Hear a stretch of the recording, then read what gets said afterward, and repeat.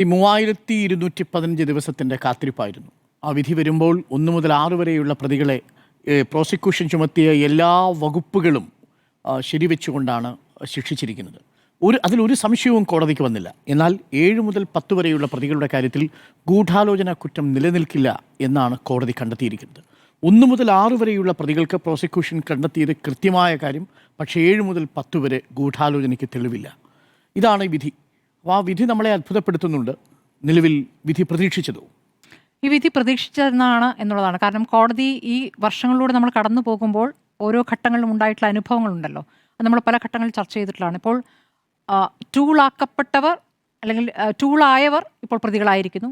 ആരാണ് ആ ടൂൾ ഉപയോഗിച്ചത് എന്നുള്ളവർ പുറത്തു നിൽക്കുന്നു. അതാണ് ഇപ്പോൾ സംഭവിച്ചിരിക്കുന്നത്. ഇപ്പോൾ പ്രോസിക്യൂഷൻ്റെ തെളിവുകളുടെ അഭാവമല്ല. പ്രോസിക്യൂഷൻ ഇത് ഗൂഢാലോചന തെളിയിക്കുക എളുപ്പമല്ലല്ലോ. ഇപ്പോൾ ക്രിമിനൽ ഗൂഢാലോചന എങ്ങനെയാണ് തെളിയിക്കുന്നത്? അതിൽ മൊഴികളുടെയും സാഹചര്യ തെളിവുകളും തമ്മിൽ കോർത്തു വെച്ചുകൊണ്ടാണ്. ആ നടപടികളിലേക്കൊക്കെ പ്രോസിക്യൂഷൻ വളരെ ഗംഭീരമായി തന്നെ കടന്നു പോയിട്ടുണ്ടെന്ന് നമുക്കറിയാവുന്നതാണ്. ഓരോ ഘട്ടത്തിലും അതൊക്കെ നമ്മൾ ചർച്ച ചെയ്തിട്ടുള്ളതാണ്. അപ്പോൾ 125 തെളിവുകളാണ് പരിഗണിക്കപ്പെടാതിരുന്നത്. 125 തെളിവുകൾ. അതിൽ നമ്മൾ ഏറെ ചർച്ച ചെയ്ത ഏറ്റവും പ്രധാനപ്പെട്ട ഒരു കാര്യമുണ്ടല്ലോ, മെമ്മറി കാർഡ്. മെമ്മറി കാർഡിലെ ഹാഷ് വാല്യൂ 3 തവണ മാറി എന്നുള്ളത്. ആ മെമ്മറി കാർഡ് എവിടെയായിരുന്നു? കോടതി മുറിയിലായിരുന്നു. ഈ പറയുന്ന വിധി പ്രസ്താവിച്ച കോടതി മുറിക്കുള്ളിൽ നിന്നാണ് ആ ദൃശ്യങ്ങൾ പുറത്തേക്ക് പോയിരിക്കുന്നത്. അതിൻ്റെ ഉത്തരവാദി ആരാണ്? ആ ചോദ്യമുണ്ടല്ലോ. അത് പരിശോധിച്ചോ? അത് എവിടേക്കൊക്കെ പോയിരിക്കുന്നു? എങ്ങനെയാണ് അതിന് ഹാഷ് വാല്യൂ മാറിയത് എന്ന പരിശോധന ഉണ്ടായിട്ടുണ്ടോ? അതുണ്ടായിട്ടില്ല. നമുക്കറിയാം 2 പ്രോസിക്യൂട്ടർമാർ വേണ്ടെന്ന് വെച്ച് മടങ്ങിയിട്ടുണ്ട്. മുന്നോട്ട് പോകാൻ പറ്റില്ല. എന്തുകൊണ്ടാണ്? ബയസ്ഡ് ആയിട്ടാണ് വിചാരണ കോടതി പെരുമാറുന്നത് എന്ന് പറഞ്ഞുകൊണ്ടാണ് ഒരു പ്രോസിക്യൂട്ടറെങ്കിലും മാറിയത്. ഒരാൾ അത് പ്രതികരിച്ചിട്ടുമില്ല. അതാണ് നമ്മൾ കണ്ടിട്ടുള്ളത്. അപ്പോൾ പ്രോസിക്യൂട്ടർമാർക്ക് അത് മുന്നോട്ട് പോകാൻ പറ്റാത്ത അവസ്ഥ, അതിജീവിതയ്ക്ക് മുന്നോട്ട് പോകാൻ പറ്റാത്ത അവസ്ഥ. അതിജീവിത ബർഖാദത്തിന് നൽകിയ അഭിമുഖത്തിൽ പറയുന്നുണ്ട്, താൻ കരഞ്ഞുകൊണ്ട് കോടതിയിൽ നിന്ന് പുറത്തേക്ക് ഓടിയെന്ന്. അപ്പോൾ കരഞ്ഞുകൊണ്ട് കോടതിയിൽ നിന്ന് പുറത്തേക്ക് പോകേണ്ടി വരുന്ന അവസ്ഥ എന്താണ്? അതിജീവിത കോടതിയെ സമീപിക്കുന്നത് ഒരു വനിതാ ജഡ്ജി വേണമെന്ന് ആവശ്യപ്പെടുന്നത് കൊണ്ടാണ്. കുറച്ചുകൂടി നീതി പ്രതീക്ഷിക്കും. കുറച്ചുകൂടി ഒരു വനിതയിൽ നിന്ന് തനിക്ക് അനുകൂലമായ അല്ലെങ്കിൽ തന്നെ കേൾക്കുന്ന ഒരു മനസ്സൊരു സ്ത്രീക്കുണ്ടാകുമെന്നുള്ളതുകൊണ്ടാണ് വനിതാ ജഡ്ജി എന്നൊരു ആവശ്യം മുന്നോട്ട് വയ്ക്കുന്നത്. പക്ഷേ അനുഭവം മറിച്ചായിരുന്നു എന്നുള്ളതാണ്. പലപ്പോഴും അവിടുത്തെ വിചാരണ വേളയിൽ പ്രതിഭാഗം അഭിഭാഷകരുടെ ഭാഷ, ഇന്ന് പുറത്ത് പൾസർ സുനിയുടെ ഒരു അഭിഭാഷകൻ പറഞ്ഞു വന്നപ്പോഴേ നമ്മളത് കട്ട് ചെയ്തു. എങ്ങനെയാണ് അതിജീവിതയെ പറ്റി പറഞ്ഞത് എന്ന വാക്ക് നമ്മളത് കേട്ട ഉടനെ നമ്മൾ ഓഡിയോ മ്യൂട്ട് ചെയ്യുമായിരുന്നു. അപ്പോൾ ഇതിലപ്പുറം കോടതി മുറിയിൽ നടന്നിരിക്കാം. പ്രതിഭാഗം അഭിഭാഷകർ ചെയ്യും. അതല്ലാതെ ജഡ്ജിയുടെ ഭാഗത്തും ആ രൂപത്തിൽ ഉണ്ടായിട്ടുണ്ട് എന്ന് വേണം അവരുടെ അനുഭവത്തിൽ നിന്നും പ്രതികരണത്തിൽ നിന്നും ഈ ജഡ്ജിയെ വേണ്ട എന്ന് ആവശ്യപ്പെടുന്നതിൽ നിന്നും നമുക്ക് മനസ്സിലാക്കാം. പക്ഷേ സ്വാഭാവികമായും സാധാരണഗതിയിൽ കോടതി അത് പരിഗണിക്കാറില്ല. ജഡ്ജിയെ മാറ്റിത്തരണമെന്നുള്ള ആവശ്യം സാധാരണഗതിയിൽ പ്രതികരിക്കുക. അതാണ് ഹൈക്കോടതിയിലും സംഭവിച്ചിട്ടുള്ളത്. അതവിടെ നിൽക്കുന്നു. പല തവണയായി മുന്നോട്ട് വച്ച തെളിവുകൾ നമുക്കറിയാം. സാക്ഷികളെ ഭീഷണിപ്പെടുത്തിയതിന് ബേക്കൽ പോലീസ് സ്റ്റേഷനിലും പീച്ചി പോലീസ് സ്റ്റേഷനിലും കേസെടുത്തിട്ടുണ്ട്. അതെന്തായി?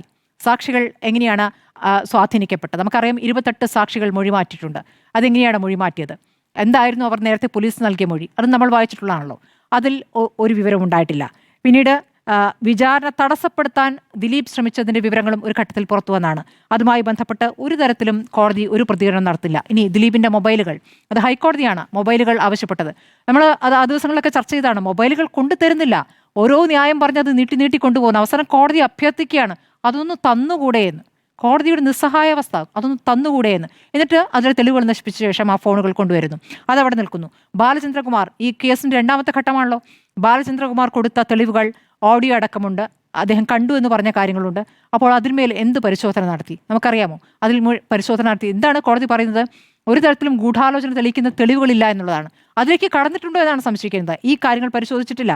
ഇനി ബൈജു പൗലോസ് എന്ന അന്വേഷണ ഉദ്യോഗസ്ഥനെ 110 ദിവസമാണ് വിസ്തരിച്ചിരിക്കുന്നത്. 110 ദിവസം. അതിലൊരു അസ്വാഭാവികതയുണ്ട്. പോലീസ് ഉദ്യോഗസ്ഥരെ വിസ്തരിക്കുകയൊക്കെ ചെയ്യും. പക്ഷേ 110 ദിവസം വിസ്തരിക്കുന്നു. അതും പ്രതിഭാഗം അഭിഭാഷകന്റെ ക്രോസ് വിസ്താരം 87 ദിവസവും പ്രതിഭാഗം അഭിഭാഷകന്റെ ക്രോസ് വിസ്താരമാണ് നടന്നിട്ടുള്ളത്. ഇതവിടെ നടക്കുന്നു. പിന്നെ പോലീസ് ഉദ്യോഗസ്ഥരെ നേരെ വധഭീഷണി എന്നുള്ള വിഷയം അവിടെ നിൽക്കുന്നു. ആ കേസ് പരാതി അവിടെ കോടതിയുടെ മുന്നിലുണ്ട്. അപ്പോൾ ഇതൊന്നും തന്നെ കോടതി പരിഗണിച്ചിട്ടില്ല എന്നുള്ളതാണ്. ഇനി ഞാനടങ്ങുന്ന ചില മാധ്യമപ്രവർത്തകരുടെ പേര് പറഞ്ഞൊരു വ്യാജ വാട്സപ്പ് ഗ്രൂപ്പ് ഉണ്ടാക്കിയിരുന്നു. ആ വ്യാജ വാട്സപ്പ് ഗ്രൂപ്പിൽ എന്താണ്, ദിലീപിനെ പൂട്ടണം എന്ന പേരിലുള്ള വാട്സപ്പ് ഗ്രൂപ്പ്. അതെവിടെയാണ് ക്രിയേറ്റ് ചെയ്യപ്പെട്ടത്? അത് കോടതി പരിശോധിച്ചോ? അതും കോടതിയുടെ മുന്നിൽ പരാതിയായിട്ട് അവിടെ വന്നിട്ടുണ്ട്.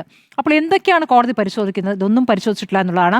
ഇനി പിന്നെ ഈ കൊട്ടേഷൻ പൈസയ്ക്ക് ഈ 101 നമ്പർ രേഖയുണ്ട് പോലീസ് സമർപ്പിച്ച. അതിൽ 8ാം പ്രതി പോലീസുമായി ബന്ധപ്പെട്ട് പറയുന്ന കൊട്ടേഷൻ, പോലീസിന് പറഞ്ഞിരിക്കുന്ന കാര്യം, കൊട്ടേഷൻ പൈസയ്ക്ക് തന്നെ വിളിക്കുന്നു. ആര്? പൾസർ സുനി വിളിക്കുന്നു എന്ന പരാതി പറയുകയാണ്. അതെന്താണ്? അത് ഇവർ തമ്മിൽ ബന്ധമില്ലാത്ത ഒരാൾ, തനിക്ക് പരിചയമില്ലാത്ത ആൾ വിളിക്കുമോ? അവനവന് തന്നെ പറയാകുന്ന ഒരു മൊഴിയാണ് അല്ലെങ്കിൽ ഒരു പരാതിയാണത്. അതിന്മേൽ എന്ത് പരിശോധന ഈ കോടതി നടത്തിയിരിക്കുന്നു? അപ്പോൾ അത് നടത്തിയിട്ടില്ല എന്നുള്ള കാര്യം നമ്മുടെ മുന്നിലുണ്ട്. പിന്നെ കോടതിയുമായി ബന്ധപ്പെട്ട് എന്തൊക്കെ പറയാം, എന്തൊക്കെ പറഞ്ഞുകൂടാ എന്നൊക്കെ പറയുമ്പോഴും കോടതി മുറിയിൽ ജഡ്ജി ഈ 8-ാം പ്രതി വരുമ്പോൾ എഴുന്നേറ്റ് നിൽക്കുന്നു എന്ന കണ്ട സാക്ഷികളുണ്ട്. ഇന്നത്തെ ദിവസമല്ല, ഇതിനു മുമ്പ്. അപ്പോൾ ഇതൊക്കെ നൽകുന്ന സൂചനകൾ എന്താണ് എന്നുള്ളതാണ്.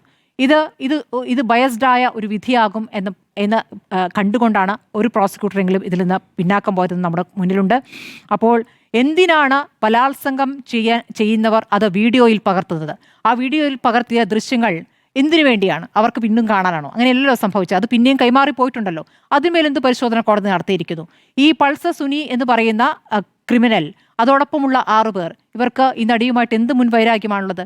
അതേസമയം മഞ്ജു വാര്യർ നൽകിയ മൊഴിയുണ്ടല്ലോ മുൻ വൈരാഗ്യത്തെക്കുറിച്ച്. ആ വൈരാഗ്യം കോടതി പരിശോധിച്ചോ? അത് പരിശോധിച്ചിട്ടുണ്ടെങ്കിൽ എന്താണ് ഇപ്പോൾ ഈ അതിജീവിതയോട് ഈ വൈരാഗ്യം ഉണ്ടാകാനുള്ള കാരണമെന്നുള്ളത് നമ്മുടെ മുന്നിലുണ്ട്. അത് കോടതി പരിശോധിച്ചിട്ടില്ല എന്ന് വേണം കരുതാൻ.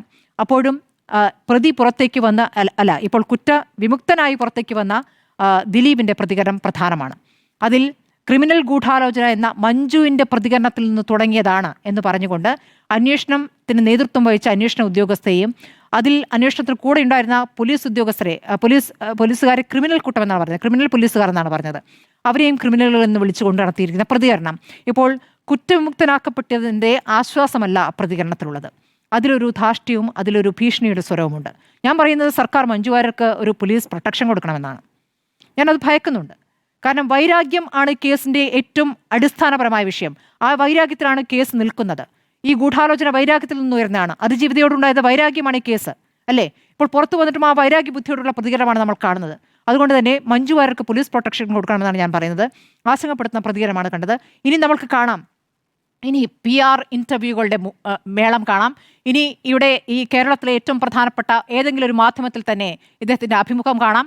അങ്ങോട്ടേക്ക് ചോദ്യങ്ങൾ എഴുതി കൊടുത്ത് ആ ചോദ്യങ്ങൾക്ക് ഉത്തരം പറഞ്ഞുകൊണ്ട് അധിക്ഷേപങ്ങളുടെ ഒരു പരമ്പര നമുക്ക് കാണാം. അതിൻ്റെ തുടക്കമാണ് കോടതിയിൽ പുറത്ത് നമ്മൾ കണ്ടത്. അതിൽ മാധ്യമപ്രവർത്തകരടക്കം നമ്മളടക്കമുണ്ടാകാം, നമ്മുടെ സ്വഭാവഹത്യ നടത്തുന്ന പ്രതികരണങ്ങളുണ്ടാകാം.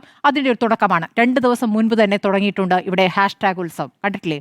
അപ്പോൾ ഉറപ്പാണ് ഈ വിധി വരുമെന്ന്. ഇന്ന് ജയിലിൽ നിരാഹാരമൊക്കെ നിർത്തി നല്ല കുട്ടിയായി എന്ന് പറഞ്ഞ രാഹുൽ ഈശ്വർ ഇപ്പോഴും ജയിലിലാണല്ലോ. രാഹുൽ ഈശ്വർ പറയുന്നുണ്ട് 8-ാം തീയതി എന്നെ വിളിക്കണം. അത്രയ്ക്കും ഉറപ്പാണ് രാഹുൽ ഈശ്വറിന്. അപ്പോൾ ആ ഉറപ്പ് ഇവർക്കൊക്കെ എവിടെ നിന്നാണ് ലഭിക്കുന്നത് എന്നുള്ളതാണ്. അപ്പോൾ ഏതായാലും പുറത്ത് ഇവർക്കൊക്കെ വിതരണം ചെയ്ത ലഡു ഉണ്ടല്ലോ, അത് കൊണ്ടുപോയി ജയിലിൽ രാഹുൽ ഈശ്വരനും കൊടുക്കേണ്ടതാണ്. കുറേ കാലം ഇവർക്ക് വേണ്ടി ബാധിച്ചതാണല്ലോ. ഇത് അത്യന്തം നിരാശാജനകമായ വിധിയാണ്. പക്ഷേ മേൽക്കോടതിയിലേക്ക് പോകാം എന്നുള്ളൊരു കാര്യം അവിടെ നിൽക്കുന്നു. ഇതിപ്പോൾ 8.5 വർഷമായിരിക്കുന്നു. ഇനിയും ഹൈക്കോടതിയിലേക്ക് പോകുകയാണെങ്കിലും ഇനിയും 5-6 വർഷം എടുക്കുമെന്നുള്ളൊരു കാര്യം അവിടെ നിൽക്കുന്നുണ്ട്. പക്ഷേ അപ്പോഴും സൂര്യനെല്ലി കേസുമായി ബന്ധപ്പെട്ട് അഡ്വക്കേറ്റ് അസഫ് അലി പറഞ്ഞ ഒരു പ്രതീക്ഷ നൽകുന്ന കാര്യമാണ്. കാരണം താഴെ കോടതിയിൽ നിന്നും എല്ലാവരും വെറുതെ വിട്ടു, ഹൈക്കോടതിയിൽ നിന്നും അങ്ങനെ തീരുമാനമുണ്ടായി. സുപ്രീം കോടതിയിലേക്ക് പോയി തിരിച്ച് ഹൈക്കോടതി തന്നെ പരിശോധിക്കണമെന്ന് തിരിച്ചു വന്നതിന് ശേഷമാണ് കൂടുതൽ പ്രതികൾ ശിക്ഷിക്കപ്പെടുന്നത്. അപ്പോൾ ഇത് ഇവിടെ അവസാനിക്കുന്നില്ല. അതിജീവിതയ്ക്ക് ധൈര്യം കൊടുക്കാൻ ഇവിടുത്തെ പൊതുസമൂഹമുണ്ട്. കാരണം പൊതുസമൂഹം ഇതിലൊരു വിലയിരുത്തൽ നടത്തിയിട്ടുണ്ട്, ഒരു വിധി പ്രഖ്യാപനം നടത്തിയിട്ടുണ്ട്. അതെന്തുകൊണ്ടാണ്? നമ്മൾ ഈ കാണുന്ന പ്രതികരണങ്ങളിൽ നിന്നും എടുക്കുന്ന സമീപനങ്ങളിൽ നിന്നും കേസിൻ്റെ ഭാഗമായി മുന്നോട്ട് പോകുമ്പോൾ നടന്നിട്ടുള്ള കാര്യങ്ങളിൽ നിന്നുമാണ്. ഇതിൽ മഞ്ജു വാര്യരുടെ കാര്യം എടുത്തു പറയേണ്ടതുണ്ട്. ഈ വൈരാഗ്യ ബുദ്ധിയുമായി ബന്ധപ്പെട്ട വിഷയങ്ങളൊക്കെ പറയുമ്പോഴും ക്രിമിനൽ ഗൂഢാലോചന എന്ന് പറഞ്ഞുകൊണ്ട് ആ അതിജീവിതയ്ക്കൊപ്പം ആ ദർബാർ ഹാൾ ഗ്രൗണ്ടിൽ അന്ന് എല്ലാ സിനിമാ പ്രവർത്തകരും സമ്മേളിച്ച സമയത്താണ് അവരത് പറഞ്ഞത്. ഇന്ന് വരെ അവരുടെ ജീവിതത്തിൽ ഈ പറയുന്ന ദിലീപുമായുള്ള ബന്ധം അവസാനിപ്പിച്ച ശേഷം, അത് അവരുടെ സ്വകാര്യമായ കാര്യമാണ്, ഒരു ഘട്ടത്തിൽ പോലും ദിലീപിനെതിരെ ഒരു വാചകം അവരിൽ നിന്ന് നമ്മൾ കേട്ടിട്ടുണ്ടോ? ഇത്രയും മാന്യമായി ഒരു വിഷയത്തെ കൈകാര്യം ചെയ്ത ഒരു സ്ത്രീയെ ഞാൻ കണ്ടിട്ടില്ല. അത്രയും മാന്യമായിട്ടാണ് ഈ കാര്യങ്ങൾ കൈകാര്യം ചെയ്തിട്ടില്ല. അവർ ഒരു ഘട്ടത്തിൽ പോലും പുറത്ത് അങ്ങനെ പ്രതികരണം നടത്തിയിട്ടില്ല. പക്ഷേ കോടതിയിൽ അവരുടെ നിലപാട് പറഞ്ഞിരിക്കുന്നു. അത് പരസ്യ പ്രതികരണത്തിന് അവർ ഇന്ന് വരെയും തയ്യാറായിട്ടില്ല, ഇനിയും തയ്യാറാവില്ല എന്നാണ് ഞാൻ കരുതുന്നത്. അവരെ സംരക്ഷിക്കേണ്ട ബാധ്യത ഈ സർക്കാരിനുണ്ട്.